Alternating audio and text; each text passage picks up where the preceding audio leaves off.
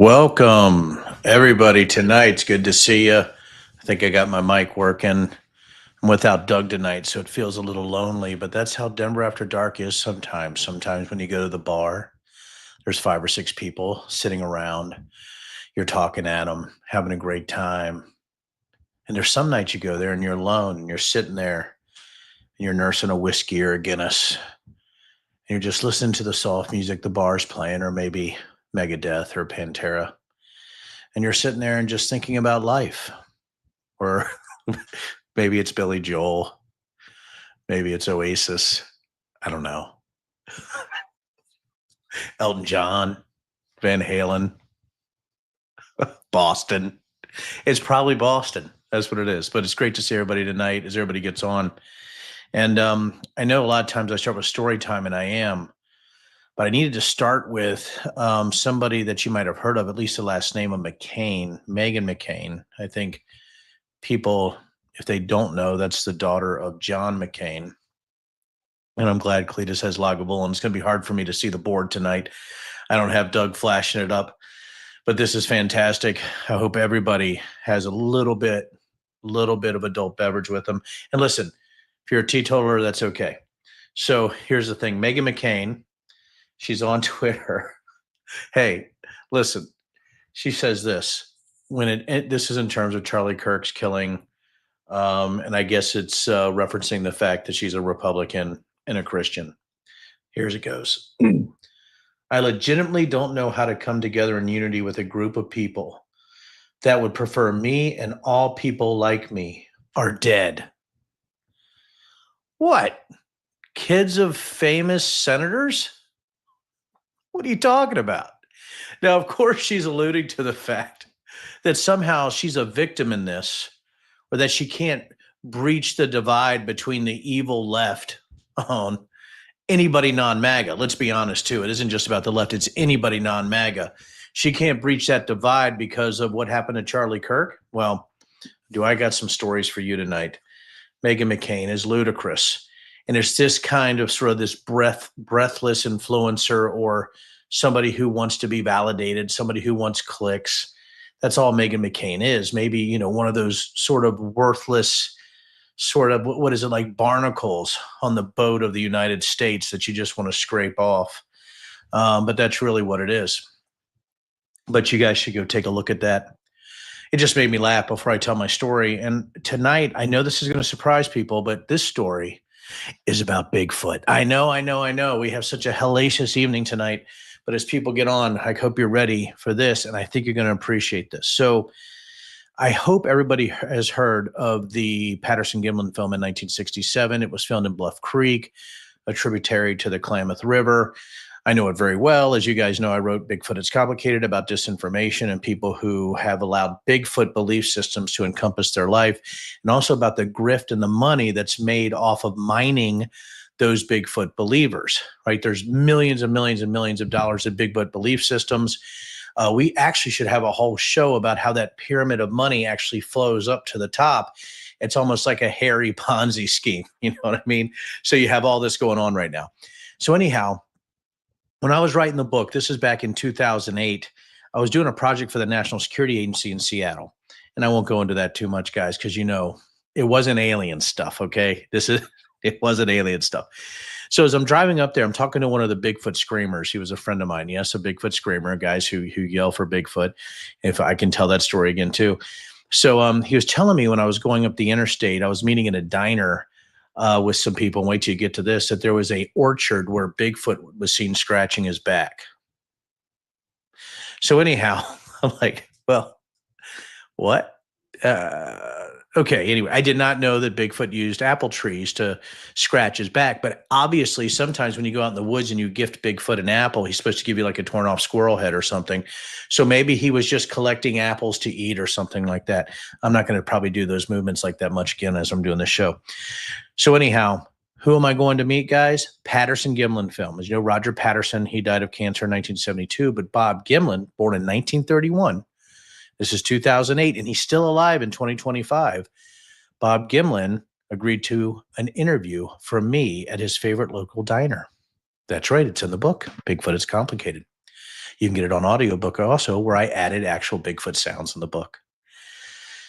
So I went to Bob Gimlin and I had a massive interview with him about what happened that day with Roger Patterson with the Bigfoot film. And guys, you should know what this Bigfoot film is. You know, the very famous film, walking up the river, it gets jerky, they fall off their horses, and they decide not to follow Bigfoot. And I mean, it's only the biggest damn find in the history of zoology and evolution. But I guess they were scared to go in the woods with their horses and guns. And they had hunting rifles with them.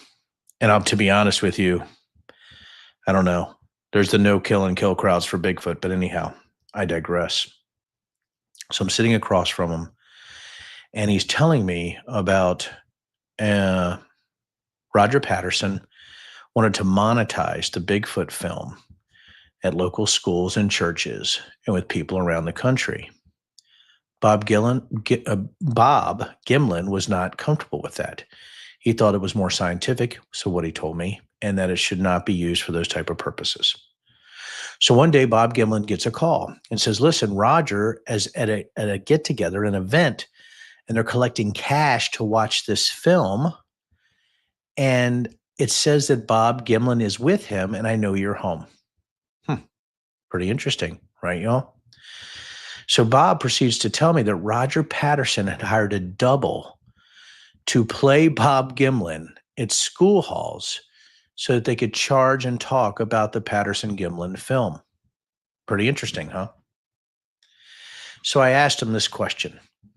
I said, Bob, you said that you did not hoax this. That's right, Denver. I did not hoax this.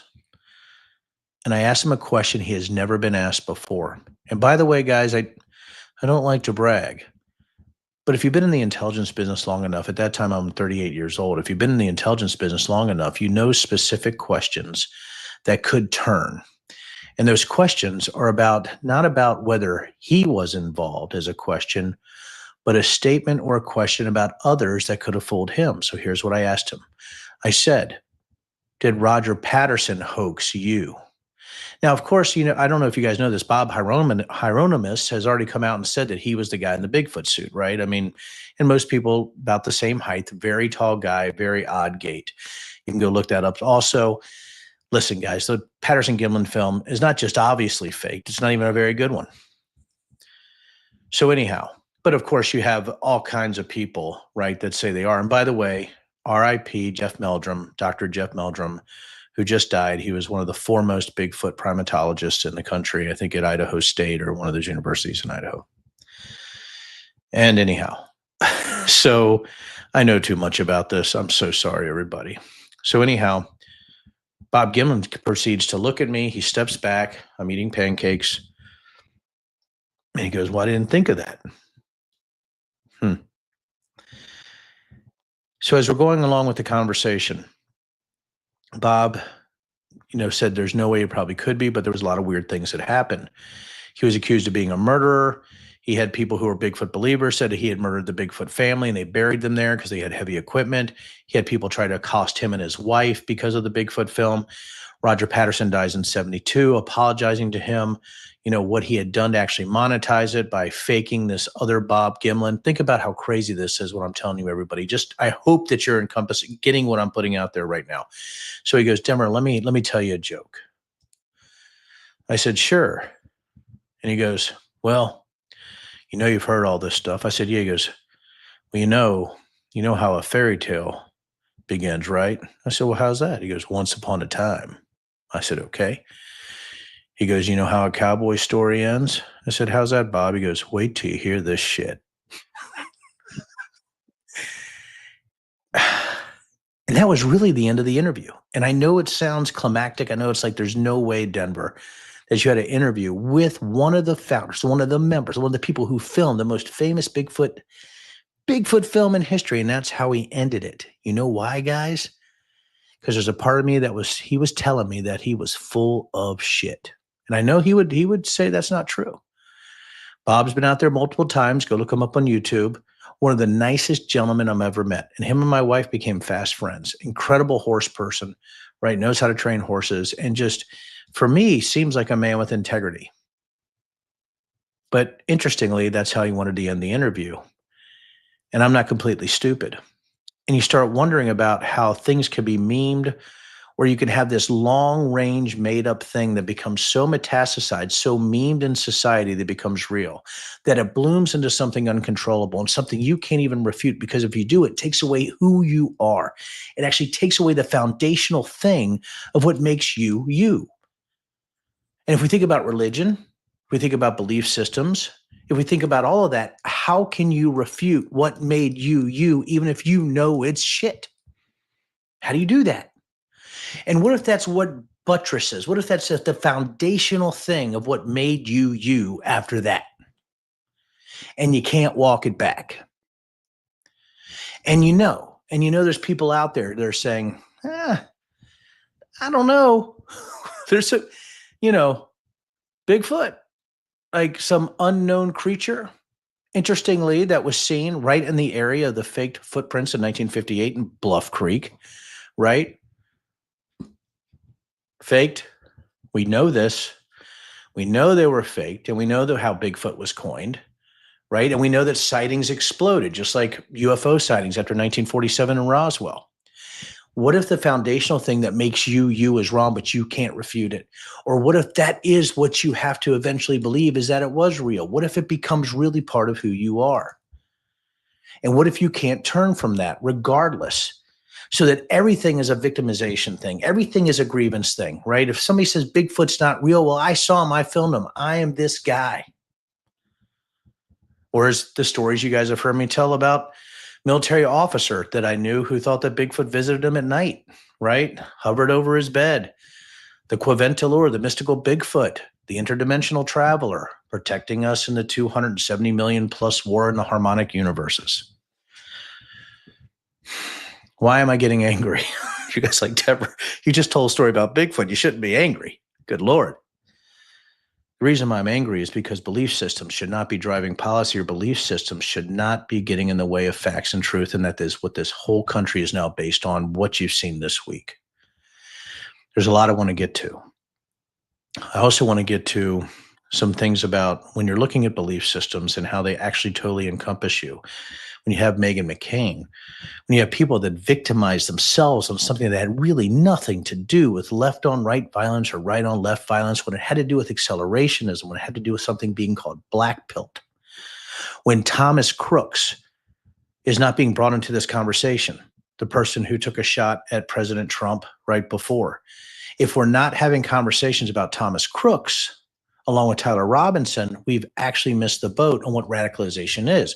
Whether you're looking at 4chan, whether you're looking at Reddit, looking at Discord. And yes, I'm 55, but I'm really good at this.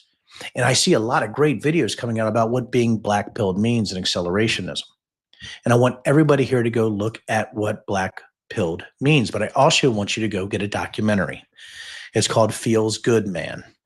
It is about Pepe the Frog. And that'll help you give a baseline of how something that's benign can be turned into something that's alt-right or evil in a way based on how you want to look at it, or as a meme thing, right, for nihilists or groypers, far-right, alt-right types of edgelords.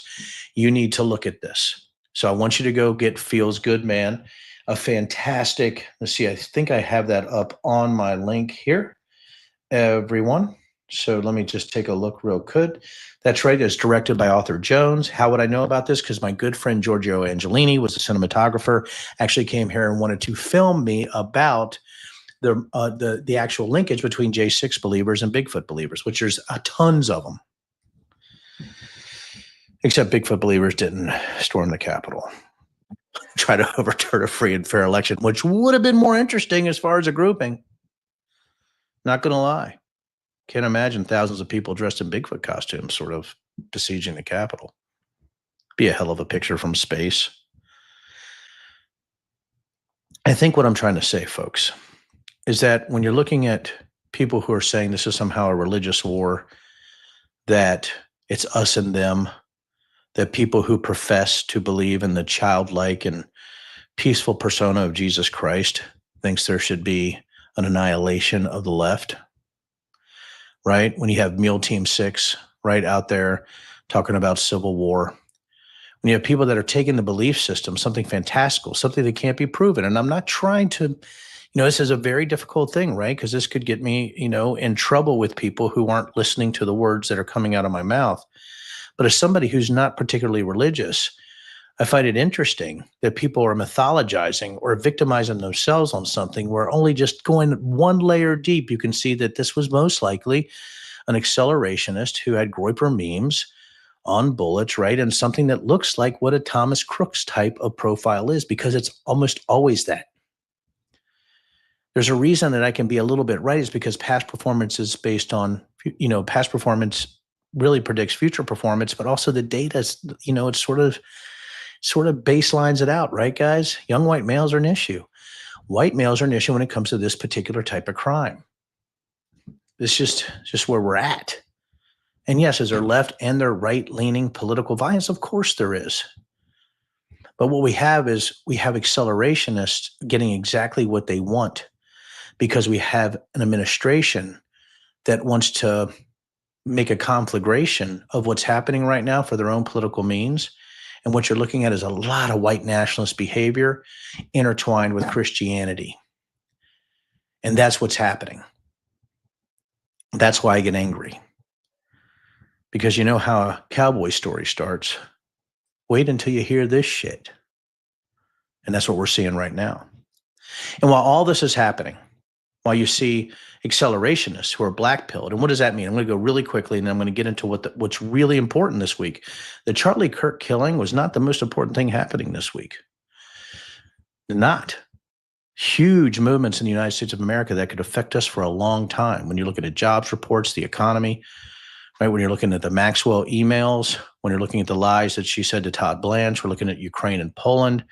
I mean, that list goes on and on. But black-pilled really are accelerationists who believe really that there's no point to what they're doing, except they want to accelerate the end of society as we know it. It's nihilistic. And that's why when you look at Thomas Crooks, or you look at people that are in the Groyper movements, or you look at people in the alt-right movements, it's why law enforcement, older gentlemen and ladies, can't really figure out what all this stuff means. It doesn't mean anything. It's a meme war. It's mimetic warfare. This is what it is. It's nihilistic. So that means that we have our online radicalization problem, and a radicalization problem with young males that is metastasizing at a rate that's very hard to define. And instead of looking at the real problem, we're looking at non-existent problems. And we're creating hate between multiple groups. We're polarizing this country for authoritarian means. That's it. It's that simple. I say that's simple. There's a complexity to that. But that's why when you're looking at it, again, you need to go look at black-pilled. And again, you want to look at some of the beginnings of this. Now, it goes before this, but feels good, man. Again, Arthur Jones is the director. Go watch that documentary. While that's happening, we have Ghislaine Maxwell and Jeffrey Epstein exchanging emails. Now, this is why what has been suppressed in the press, because we have this continuous motion of Charlie Cook memorials every day. Like, I mean, ridiculous, Kennedy Center and things like that. And people might say, oh my gosh, it's unfeeling. No. Nobody wants to die in political violence. It's awful. But how about we have a Kennedy Center tribute for the kids? When does that ever happen? So let's not be stupid here. So I brought up something. I'd like to read an email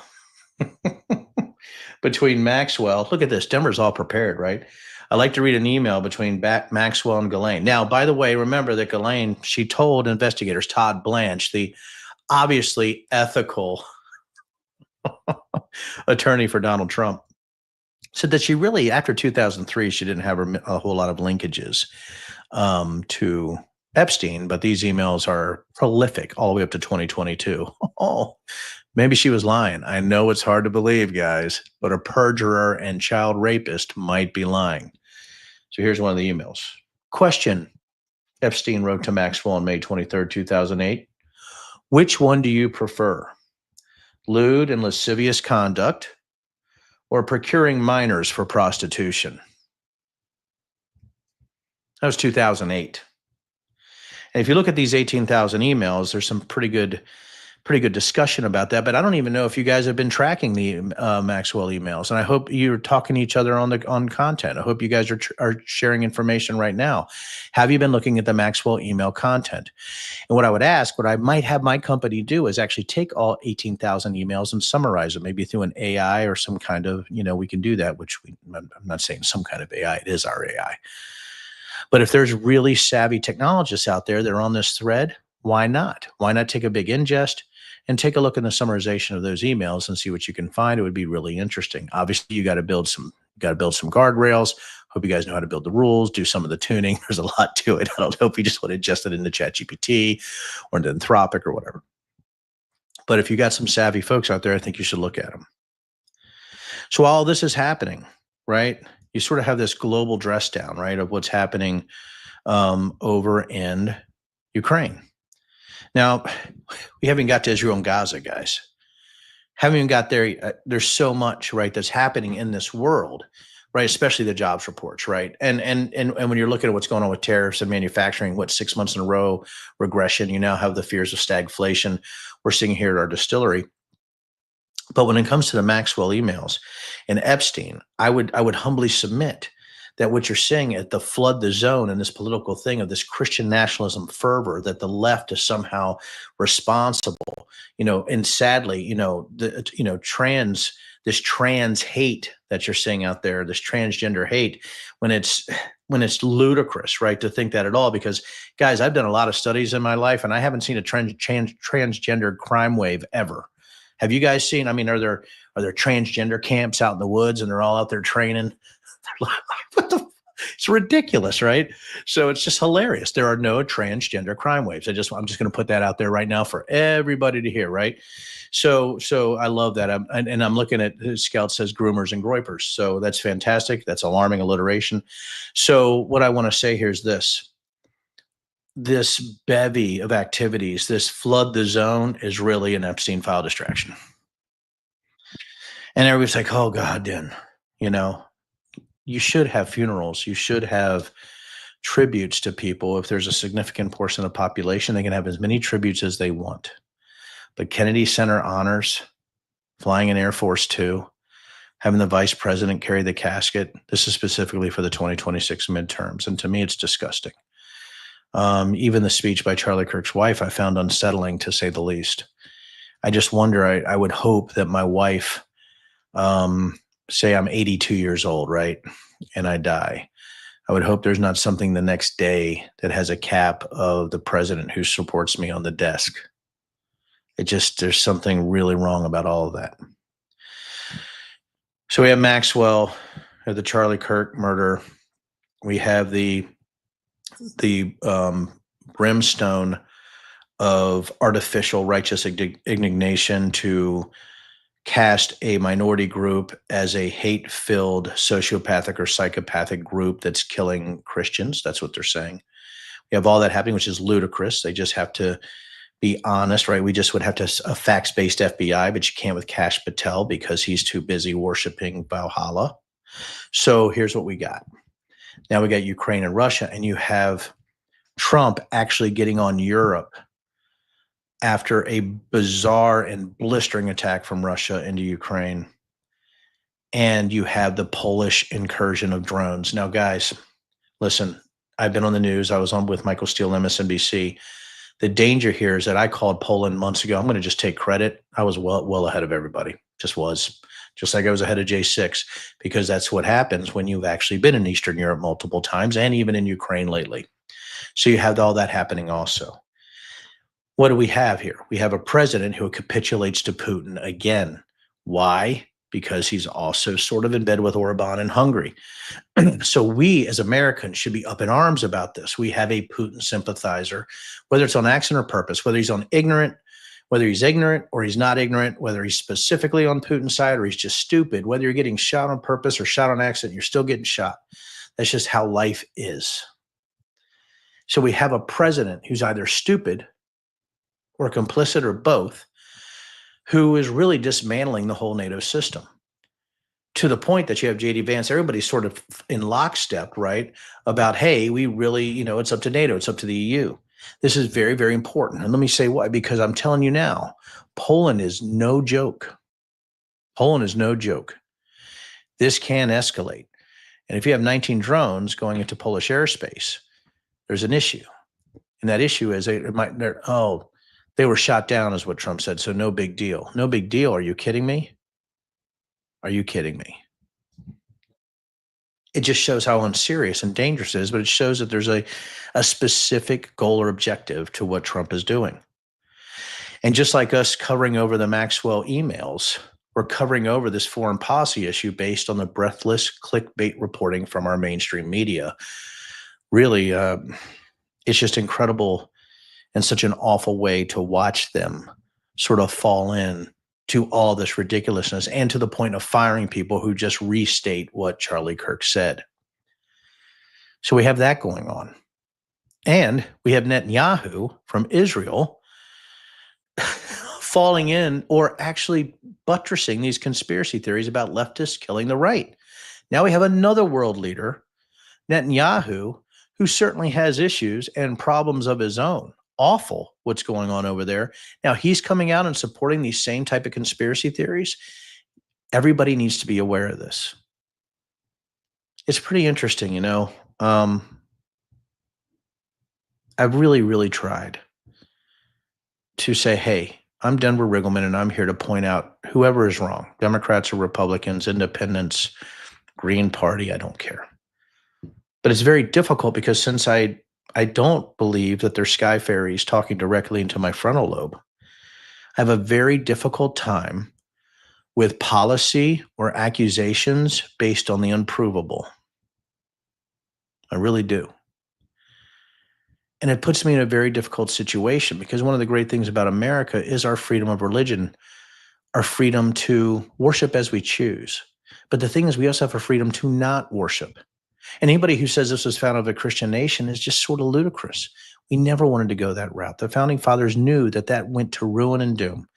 And if you guys want to know why I know this, look at Thomas Jefferson when he went against Patrick Henry in Virginia, him and James Madison, who was the first congressman in the district I represented, Virginia's 5th.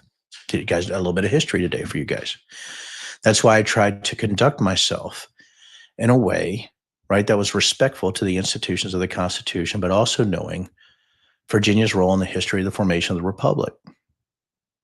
So when you're looking at this, when you're looking at what happened there with the establishment of religion in Virginia, which Jefferson and Madison said, oh no, and Patrick Henry was like, yes, right? I would have been well against Patrick Henry as a Virginian at that point. And I know that, you know, in colonial times.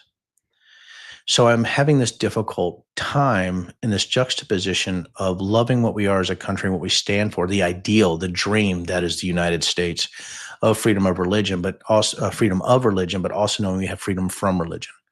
And the fact is, I don't want any laws that are just based on somebody's belief systems. That's not great. Guys, that's awful. That actually leads to Christo-fascism, authoritarianism, right? A theocracy.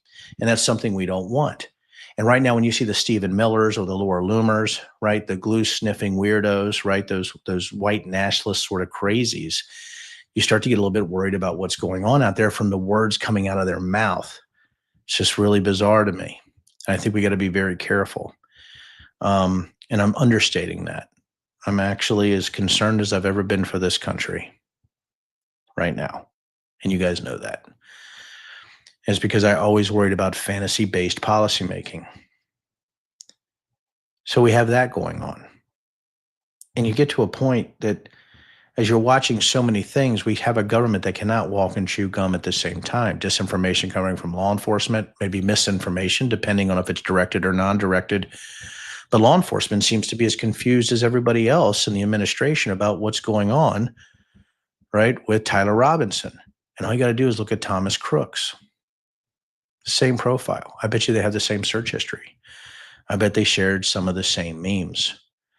Nihilistic, Groyper-like, or alt-right, or just accelerationists with no hope, bleak, radicalized online, radicalized in gaming, radicalized on Reddit, radicalized in Discord, radicalized on the Chans. And, with radicalization comes foreign intervention, right? Comes foreign disinformation sources. And we have completely dismantled pretty much all of our foreign disinformation funding from the FBI, from the State Department. It all comes back to that, doesn't it, guys? There is no baseline of truth for everybody to rely on because it's so skewed. That's why I wanted to talk tonight. And listen, there was a part of me, I have done this every night now for a while, where I'm like, do I need a night off? Is this too much? Right? Am I talking about too much? Am I trying to roll too much into this? But this is the beginning of the cowboy story. Everything you're hearing on the news is wait until you hear this shit. That's how brutal this is. And I can say that everything I learned, right, was from intelligence training, college courses, operations, things like that.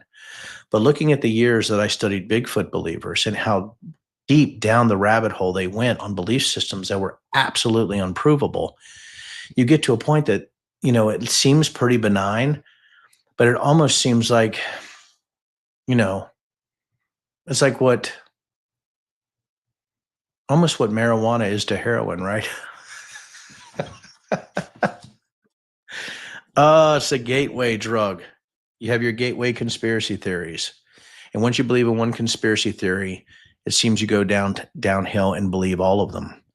And I guess that is one of the biggest worries that I have.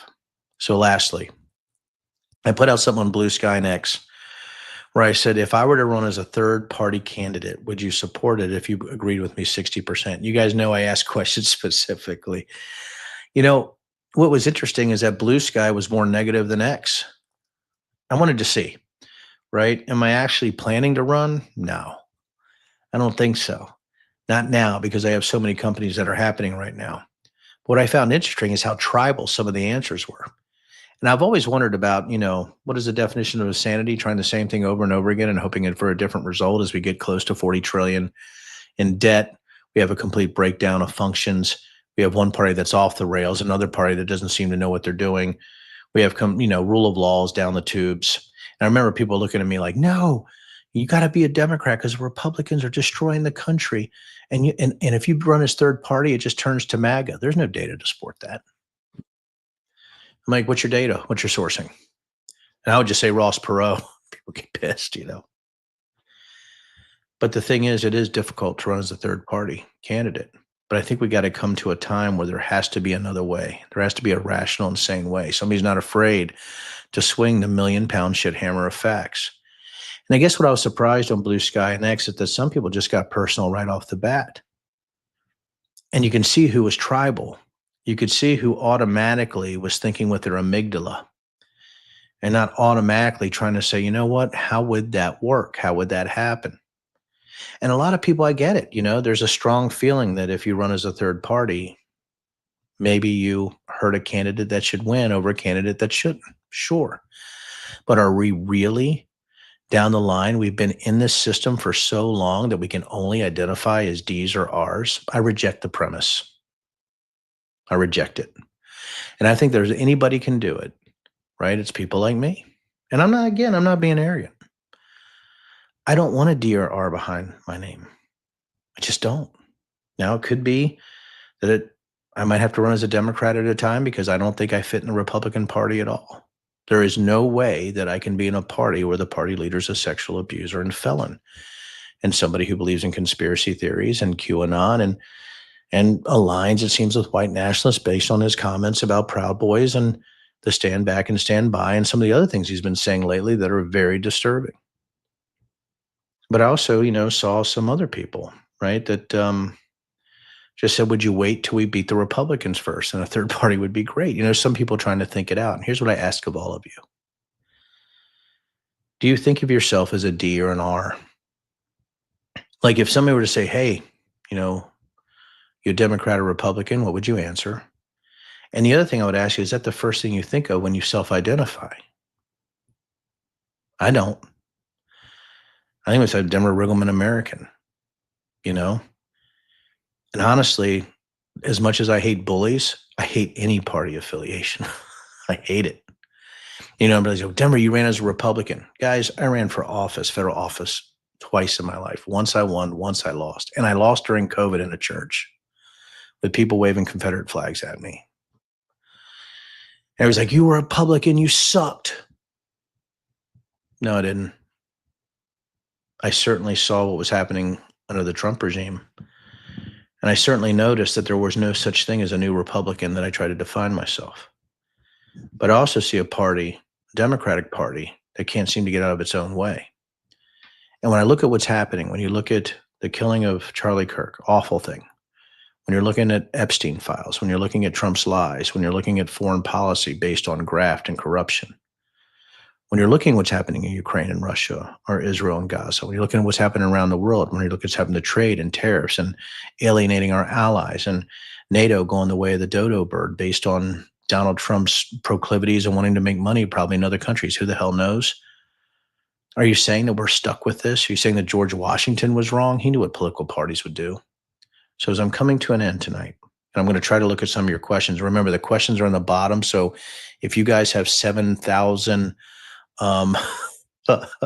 comments on here, for some reason, I'm trying to, let me see. God, I'm afraid to push any button on here, any button, because I don't want to go away. I can only see what's on the bottom. And Stoney, I get it. He goes, he's worried if we split the sane vote, the insane vote gets an advantage. Maybe. But if I'm in a general and I can ride through into the general and I do my polling and I know what my crosstabs look like, just maybe I can fund specific messaging where I can bridge, right? Say the moderate Democrats and the moderate Republicans get enough votes on each side that they don't want the crazies. And what if I could sneak across with a plurality? Would that be the first step? Am I? No, guys, I'm actually having a philosophical conversation with you guys right now, right? I like that. Someone asked me if I'm a DRR. I tell them I'm a human who votes. L. Miller. Thank you, Mr. or Mrs. Miller. I don't want to make any assumptions. Or it might not be a Mr. or Mrs. at all. I don't want to make any assumptions. The risk is there. Thank you, Stoney. And, and that's the thing that you have right now, right? Is that, and I'm conversing with your comments right now, but that's the issue that I have is when I see all of this, I want to fight for people without having to be pigeonholed into a specific philosophy or where people are screaming at me because I don't believe exactly what they believe in. And I'm not going to do it. I'm not going to back down. I've already been there. I've already been told to pander a little bit. You got to give a little bit. You got to compromise. And I did. And I compromised and compromised and compromised. And by the time I compromise, I'm already so far down the hole that I can't sleep at night. Right. Anyhow, I know I'm getting off onto a tangent. So Bob Gimlin. So we have this story and afterwards the Bigfoot screamer calls me and he says, hey, look at me going back to the beginning of the night. And I hope if everybody missed the story at the beginning, Bob Gimlin of the famous Patterson-Gimlin film told me a joke. And that's what I've been using throughout this as my bridge, right? Told me a joke that the difference between a fairy tale is a fairy tale starts with once upon a time and a cowboy story starts with wait till you hear this shit. And it was because I'd asked him if he had been hoaxed. And I think he was trying to tell me that Bigfoot thing was bullshit. The most famous film in the world. Afterwards, the Bigfoot screamer who set up the meeting, my good friend from one of the tribes, he calls me and he says, hey, Bob asked if you were one of the good guys. And I said, yes. And if you read my chapter about Bob Gimlin, I try to present it in a very factual based way, very realistic down the line on what happened in that interview. And I taped it. So it was pretty factual. He said, are you one of the good guys? I said, yeah, I'm one of the good guys. But it seems in the last 6 years, being one of the good guys of the white hats does not matter. And I think my issue and the reason that I'm so against self-identifying as a party is because it seems now anti-American. And I know. I mean, it's because of the rule system in Congress. It's because that I know the majority rules absolutely on the floor of the House. And that you guys really don't have a say. Backbencher congressmen or congressmen that aren't committee chairs don't have a say. And really, they're just going with their party leaders. We do have a bit of a Duma now. A lot of the power of Congress has been given up to the executive. I also still have a bit of guilt. You always lay with that. A couple reasons. I have guilt that I wasn't strong enough at the beginning where I thought I could change things. And at the end, that I was too confrontational and allowed the seat to go to a nut job. How's living with that on both sides? And I have to live with that. So I go from trying to compromise and winning to thinking that somehow I was charismatic or smart enough to overcome a MAGA challenger in a primary during COVID with only 2,500 voters in a church after I officiated a gay wedding and voted to keep pre-existing health benefits under the ACA. And that's just because of my startling good looks and intelligence I could win. So as I'm watching what's happening, I'm enraged, guys. I'm enraged at what's happening out there. I'm enraged at myself. I'm enraged that with everything that I've done in my life as a successful CEO, New York Times bestselling author, somebody who's been in Congress, on the J6 committee, somebody who is a decorated military officer, somebody who's been all around the world, done incredible things, I still feel powerless to stop what's happening. And I ask you guys to mobilize. Mobilize in a way that you confront people intellectually. And mobilize for the 2026 midterms. Ensure that you are doing something. Don't feel powerless. Go do something. Don't doom scroll. Don't do any of that. You have your jobs that you work, the people that you take care of, and the people that you love. I need all of you to go out and identify who you're supporting in the midterms and support them financially. Support them with your voice. Support them with your persona. Support them online. But to support them with a clap on the back and knowing it's awful out there for anybody running because we have a tribalized, disinformation-laden campaign environment run by consultants, usually with no consciences, massive independent expenditures with billionaires and millionaires running dark money PACs, pumping money into places, and with gerrymandered districts that are taking away any swing districts to the point that we might not really have that many swing districts left. 2026 is existential. Everybody says every election is the most important ever. But when you hear the words of this administration, there are, if somebody who was brought up conservative, I don't understand how you go from that to state-owned Chinese enterprises and not supporting Ukraine against Russia. And that's just the tip of the iceberg. I don't understand any Christian conservative that would vote for Donald Trump or would support Laura Loomer or Pete Hegseth. I just don't get it. Or RFK Jr.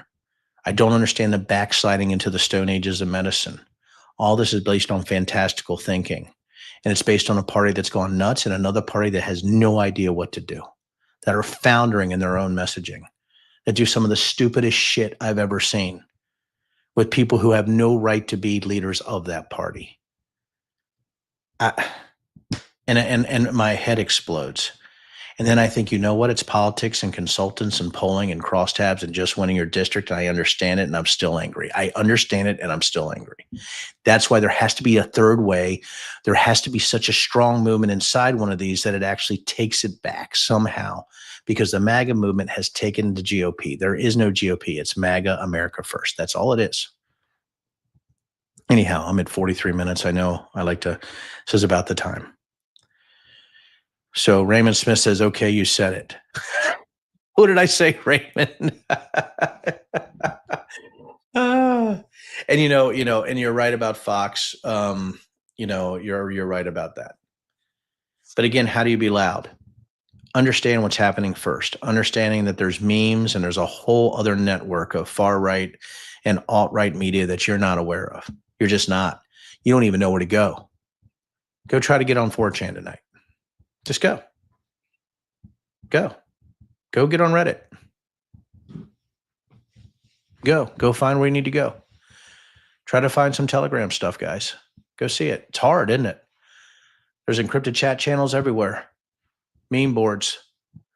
There's a whole nother subterranean social media radicalizing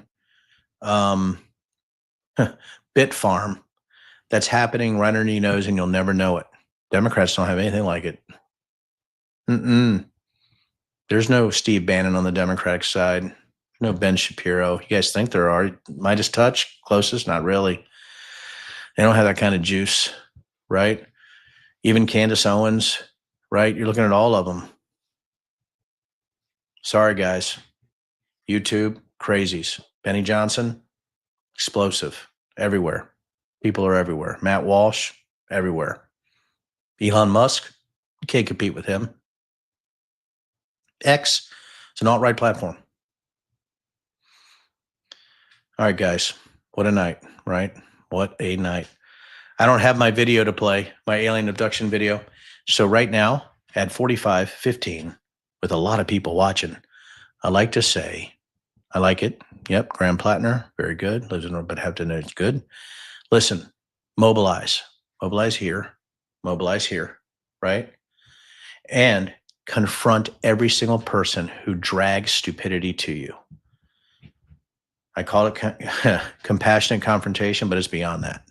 Do not let any lie stand in your presence that is based on hate, religious fervor, anything Trump says, any type of conspiracy theories, lying about what happened in that shooting.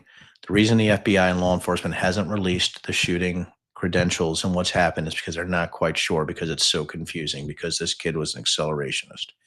And listen, if he had a trans girlfriend, really has nothing to do with the radicalization, because there is no comparison, right? When you're looking at all the right violence also. And if there's one person who judges an entire class and that's what they do, it looks a lot like the 1930s, guys. So anyhow, let's just use facts and truth. Facts and truth. And it's going to be hard. There's going to be people that say, oh my God, you don't understand. This is an attack on Christianity, the Meghan McCains of the world, right? Grievance Christianity. That's all this is. And I don't understand it, being raised the way I was. I really thought Christianity was about love, but obviously it's about hating and dehumanizing an entire group of people and going into this kind of sort of ideological crusades or inquisition again. And I will not allow it to happen for me and for everybody that I love and for everyone of my friends. I will do everything I can to fight it. But the 2026 midterms, facts and truth, facts and data, facts and truth, facts and data. And just remember, everybody, it's going to get worse before it gets worse. I hope everybody has a splendid Sunday evening. If there's any comments, please come up and do this, right? Thank you. You guys are the best. You know what? If I'm going to run, you know what? I'll let my Denver After Dark audience know first. Thank you, guys. Have a great night, and catch you in the middle of the week. And then I hope you're back with me next Sunday. And see you later, guys. I'm going to end the stream. And I was about to say one more thing, because I always forget, and Doug gets mad at me. And I hate saying it, but I'm going to say it. Are you guys ready? Please subscribe to my YouTube or my Substack, or follow me on X, or follow me on Blue Sky, and spread the word, because I'll be damned if I shouldn't have 1 million followers so that we can have 1 million people drinking on Sunday night at 9. I'll see you guys.